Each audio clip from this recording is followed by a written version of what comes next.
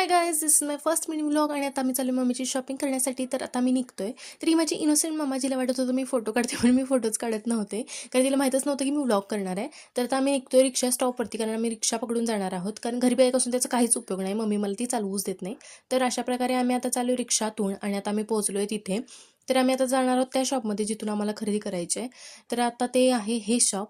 तर आम्ही आता आज जातो पटकन आणि बाहेर येतो शॉपिंग करून. मग तिथून आम्हाला जायचं आहे मोबाईल कवरच्या दुकानामध्ये. तर अशा प्रकारे आमची शॉपिंग झालेली आहे आणि आता मी चालू आहे मोबाईल कवरच्या दुकानामध्ये, जिथून मला माझ्या मोबाईलसाठी कवर बघायचा आहे.